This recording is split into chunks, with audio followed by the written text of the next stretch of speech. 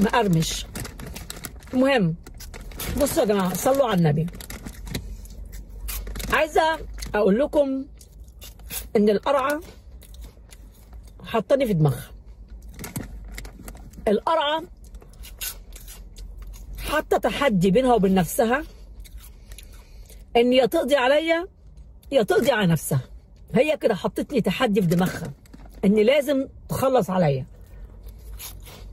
فواخده الموضوع تحدي ومش قادره تفهم ومش قادره تقتنع، لان ما عندهاش مله ولا دين. قناه ايجابيه ممكن يعني تفيد ناس، يعني الحمد لله مش قناه سلبيه مثلا للنم او مثلا نختف الناس او نتكلم في اعراض الناس. لا، انا مبسوطه ان قناتي بتساعد الناس على حاجه كويسه، او بتخليهم يتقدموا لشيء كويس، لشيء ايجابي، يتقربوا من ربنا. فاهميني؟ ان ما حدش يقدر يأذيني او ينفعني الا اذا اراد رب العالمين. تمام؟ عملت كل الطرق وعملت كل الوسائل عشان تأذيني. هي بتحاول، هي خلاص واخده الموضوع تحدي، ان طول ما هي عايشه على الكره الارضيه مش هتسيبني الا لما تعمل فيا حاجه. هي واخده الموضوع تحدي مش معايا، هي واخده الموضوع تحدي مع ربنا. تحدي مع مين؟ انتوا اخدتوا بالكم من الكلمتين اللي هي ذكرتهم وقالت لكم تحدي مع ربنا؟ استغفر الله العلي العظيم، استغفر الله العلي العظيم. انا مش عارفه الناس اللي عندها مغيبين ولا ظروفكم ايه. اقسم بايات الله ما اعرف في بني ادم في الدنيا بيقول ان هي واخده تحدي مع ربنا. هو ربنا ده شخص خاصته عشان اولادنا يطلعوا بقى ونشوف الداعيه الاسلاميه في الاستغفار؟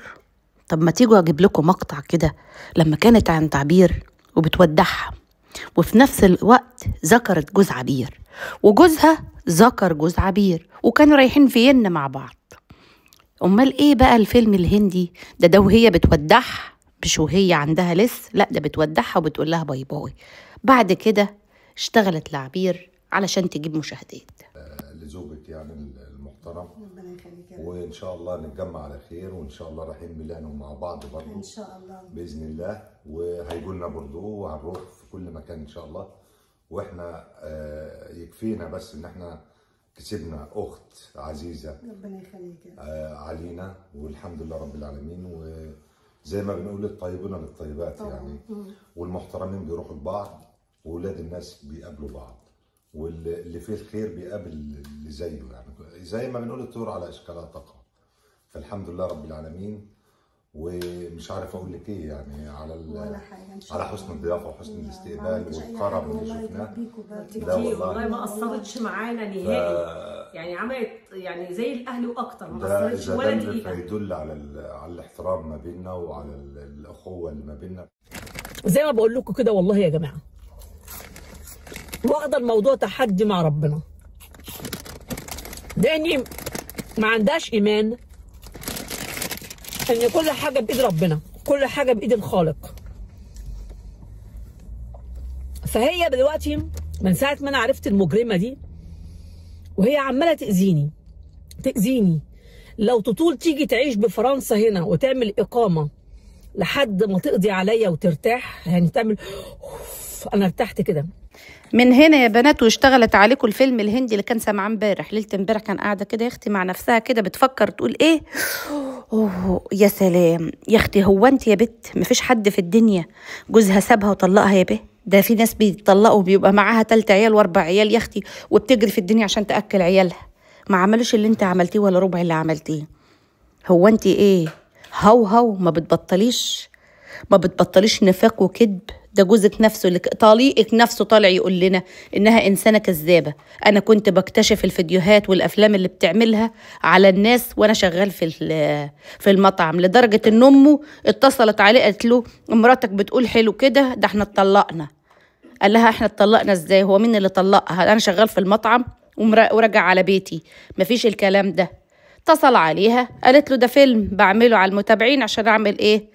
فيديوهات واجيب مشاهدات. ما ترحمي نفسك يا وليه، ده انا هجيب لكم مقطع هي وعبير بيتكلموا في ايه وازاي، وشوفوا انتوا الاسلوب. قضينا المده بتاعتنا في اسبانيا، والفتره اللي احنا كنا جايين نقعدها قعدناها خلاص في اسبانيا وانتهت على خير. بجد انبسطنا جدا جدا. اول حاجه يعني اللي اسعدنا جدا في الرحله دي ان احنا اتعرفنا على عبير وعائلتها.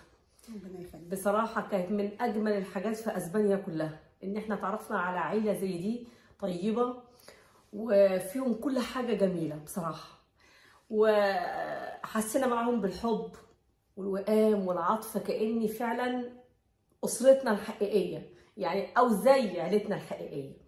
فما حسيناش ان في ان احنا حسينا نعرف بعض من زمان، اخوات والله. بجد قعدنا اتكلمنا كتير عن ذكرياتنا، كل يوم بنتكلم شويه بشويه عن ذكرياتنا. يعني حسيت ان عبير دي من اهل بيتنا، يعني من اهل البيت بصراحه. القرعه دي جابت لي اللي في بطنها كله. كانت مقهوره من الراجل اللي عايشه معاه، كانت مقهوره من اولاد الراجل ده، كانت مقهوره من ابوها، كانت مقهوره من اخواتها. ما كانش حد في حياتها عاجبها، كانت مقهوره من الكل. تمام؟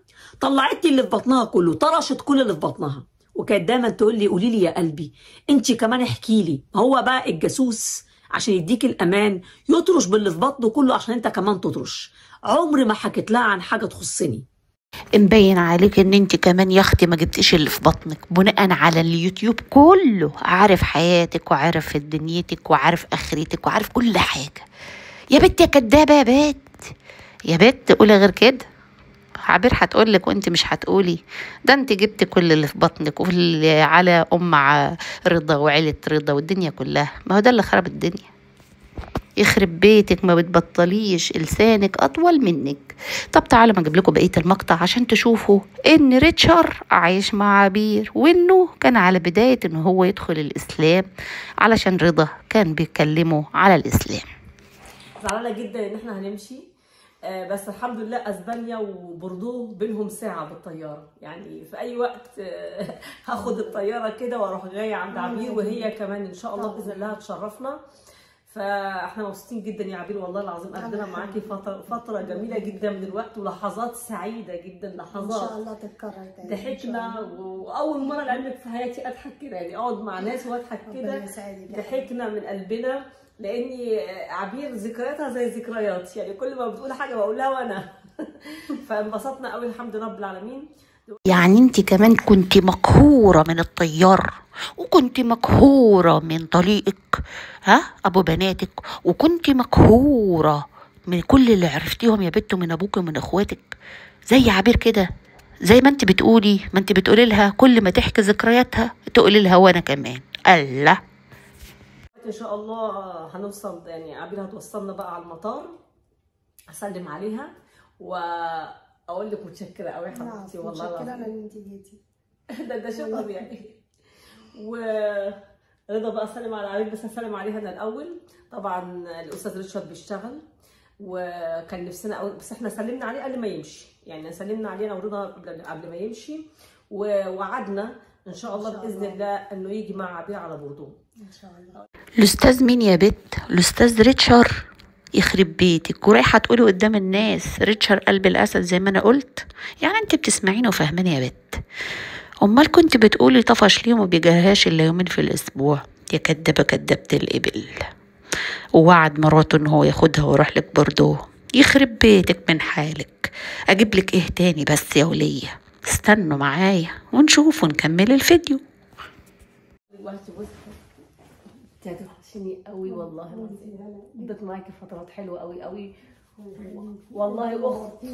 اخت عزيزه، نورتي حياتي، نورتي قلبي حبيبتي يا عمري والله. حاجه ممكن كفايه عليا انت والناس الجميله دي، يعني مش عايزه اكتر من كده. وانت شفتي قد ايه بقى في اخر كمان فيديو او من الفيديوهات اللي نزلتها الاخيره، الناس قد ايه بيقولوا لك كلام حلو. طبعا كلهم في ظهرك، مش كل الناس وحشين. أنا زي ما احنا قلنا في كل مكان في الوحش وفي الحلو وفي الشياطين وفي الملائكه، يعني الحياه ربنا خلقها كده، مفيش دنيا او موجوده الناس كلها فيها حلوه، صح. ومفيش دنيا كانت المفاجأة إن رضا هيتكلم مع ريتشارد وأعلمه الديانة الإسلامية وده اللي كان عبير نفسها تعمله علشان تعيش على ذمة جوزها وهي مسلمة. جوز عبير وقعدتها ان شاء الله وهنيجي. وانا قلتها يعني لو حتى مش عايزه ان احنا نيجي كفايه انتوا، كفايه يبقى حاجه يعني دي حاجه انتوا بداتوها وانتوا اللي لازم تكملوها حبيبتي. فقلت لها حتى لو ما كناش احنا موجودين واللي في دماغنا حصل خلاص، ومش لازم الكل يعرفه، ومش لازم كل الناس يعني تطلع عليه، المهم ان يحصل. بس عبير موعدانا، هي بدات فعلا وبتقول ان هي حاسه بنسبه 100% ان الحاجه اللي احنا عايزين نعملها هتحصل خلاص بالنسبه لجوزها يعني. وهو راجل طيب جدا يعني فوق ما تتخيلوا بجد. احنا يعني عشرناه الفتره دي، انسان محترم جدا وطيب، وباين يعني باين على وشه الايمان والحب وكل حاجه جميله. ففي خبر حلو قوي قوي قوي قوي قوي بنوعدكم بجد هتسمعوه قريب. هي عايزاني يا اتقتل يا اتسجن يا يبيع بيتي، يقعد في الشارع، يشحت. ويمكن لو عملت كل ده برضه مش هترتاح. يمكن حتى لو قتلوني وقالوا لها خلاص احنا قتلناها بقى وارتاحي، هتقول لا انا عايزاكم تمثلوا بالجثه. يعني انا لو يعني لو وصلت ان قتلوني وكده، هي هين عليها تجيب جثتي وتمثل الجثه، تمسك بقى تقطعني حته حته كده كده كده، وبرضه قلبها مش هيرتاح. بعتت لي رساله، اولا كانت رساله جميله جدا جدا، ولفت نظري في الرساله اكتر. يعني طبعا اول حاجه لفت نظري حب عبير ليا القوي وحبها للقناه. وقالت لي رساله انا لسه محتفظه بيها لحد دلوقتي، ان شاء الله ابقى اعمل لكم فيديو واوريكم الرساله وبتاريخ ايه بالظبط. جت لي على الانستجرام. عبير قالت لي هناء انا بحبك جدا، ويا ريت ما تسيبيش اليوتيوب لان انت ما تعرفيش انت عملتي ايه. لو ولعت في جثتي مش هترتاح. فهي يعني جواها كميه نار قايده من ناحيتي، مش عايزه تطفي النار دي. وسبحان الله كل ما بتحاول تاذيني بتاذي حد تاني، وبتاذي اللي حواليها وبتاذي نفسها، وهي مش عايشه حياتها. القرعه مش عارفه تعيش حياتها. القرعه انا بالنسبه لها يعني انا المشكله بتاعتها في حياتها. طول ما هي شايفاني على السوشيال ميديا مبسوطه وبضحك وعايشه حياتي، كل ما النار اللي في قلبها بتقيد. وقت ما قلت هجوز بنتي ياسمين وفرحانه والفرح قرب، حاولت تنكد عليا الجوازه وتطلع عليا طليق يشتمني. في نفس الكلام مع بنتي فيروز. كل ما بنات، هو في حد فيكم حضر فرح فيروز يا ولاه واحنا ما خدناش بالنا؟ وبرضه عبير طلعت عليها رضا ولا حاجه؟ هو انتوا بتاخدوش بالكم الست دي بتقول ايه ولا بتعمل ايه؟ وبعدين بننكد على مين؟ هي بتنكد عليك ليه يا اختي؟ رضا وسبتيه، وعبير وطفشت وسابت لك اليوتيوب. انت اللي ماسكه فيهم، انت اللي ظاهره للناس كلها. الاتنين مشوا. هو انت بتفهميش يا وليه؟ هو انت مخك مغيب ولا اللي عندك مخهم مغيب؟ حاولت بدل المره مليون تعمل لي انذارات على قنواتي. حاولت بدل المره مليون تحط انذارات على القناه بتاعتي. والله العظيم اقسم بالله العظيم اني جاي لي الكلام ده، ومش عايزاكم تظلموا حد وتقولوا اسماء عشان ما يعني مش لازم تعرفوا مين يعني، او حد قريب منها كانت مستعده تدفع في عمل انذار ليا، بس كانت عايزه تجمع بقى من الداعمين. الطلب منها يعني الطلب من القرعه لو عايز تقفلي قناتها يعني مش اقل من 200-300 الف جنيه. مش بقولك بتكتبي الكذبه وبتصدقيها؟ عبير مين يا بت اللي تدفع فيك يورو يا بت؟ يورو ليه يا اختي وتعمل لك انذارات؟ مش انت اللي ضاربه القنوات كلها انذارات؟ ما هم لازم يردوا لك الانذار في وشك على طول. الله، يعني انت تضربي الناس ومش عايزه الناس تدافع عن نفسها ولا ايه؟ ما هو انت بتضربي الانذار من هنا، هم بيحطوه في وشك على طول، بيرجعوا لك قناتك. لمي نفسك. هي طبعا معفنه يعني بخيله معفنه مأنتنه مش لاقيه تاكل. يا هناء تعملوا مشاوي وتاكلوا مع عبير، وانا بحب بقى ايه اعمل بنصايح حبايبنا. هتشاركونا بقى الاكل الحلو ده. بحب الزيتون قوي. هو 300 الف جنيه يعني كام باليورو؟ معرفش. هي بقى كانت عايزه تجمع مع داعمين، حاولت تجمع مع داعمين. من الناس اللي تواصلت بيهم عشان يعني يقفلوا لي القناه بتاعت مغتربه عشان تحرق قلبي، يعني نفسها تحرق قلبي يعني. مالك يا اختي بتقلديني كده؟ مش بقولك انت يا بنت نايمه في قناه يا بنت؟ الله، وحياتك نايمه في قناه تحرق قلبك يا اختي؟ اسمها الله يا اختي. تقول لك يمكن خدت طليقها، مش عارفه عملت لها ايه، عملت لها بلاغات بفرنسا، اتهمتها باشياء، مطلعه عليها قنوات، كنت مطلعه عليها طليقها. انا عايزه، هي عايزه تحرق قلبي، بس مش عارفه ان انا الحمد لله ما بقتش زي الاول، وان انا بعدي اي لا قدر الله اي مصيبه اي ابتلاء بعدي منه. نار جواها ايده، نار جواها ايده. طلعت كدبتني في كل كلمه قلتها، طلعت ناس كدبت اسلام ميسيوجانو، خلت طليقي نفسه يطلع يكذب. بصوا يعني انا مش هي عماله، بصوا كل يوم مجمعه حواليها كده شله زيها معفنين، وقاعده بقى عامله جروب. بصوا يعني كل جالها انذارين على القناه بتاعتها.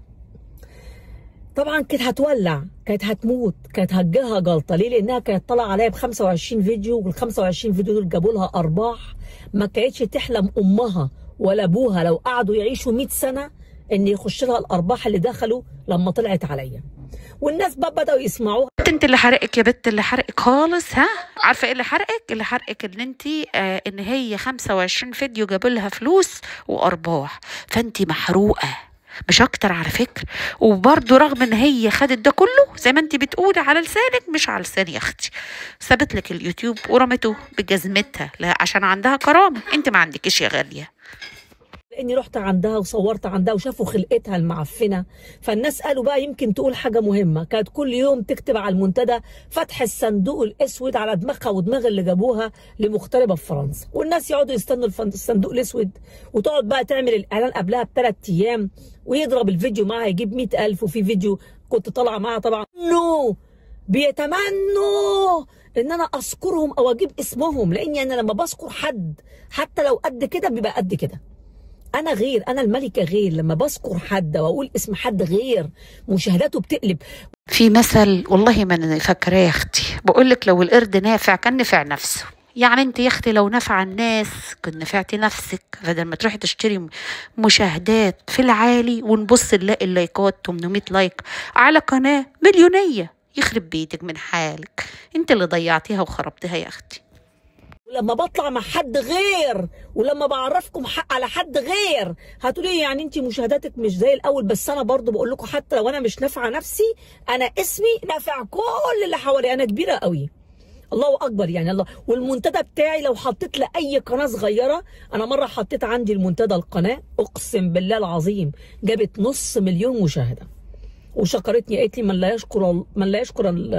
لا يشكر الناس لا يشكر الله. طيب يا اختي بلبله فلفله هلهوله اللي انت حطيت لها على المنتدى قناتها عليت يا بت. يا جماعه ما تخشوا كده تشوفوا بلبله هلهوله فلفله لما هي حطت لها على المنتدى عشان عجبتها بس، وهي بتتعاير بعبير وتعمل افلام هندي وكل شويه تقول شلح واجري. ما هي سافله زيها، كلهم ملكات اباحيات وحاجات وسخ. من هنا اقول لكم مع السلامه يا بنات، واشوفكم في فيديو جديد وباي باي. قالت لي لما كنتش احلم ان انا، قالت لي المنتدى بتاعك فيه بركه. انا منتدايا كده فيه بركه. لو واحده جايبه 100 مشاهده على الفيديو بتاعها وحطيتها على المنتدى بتاعي، انا المنتدى بتاعي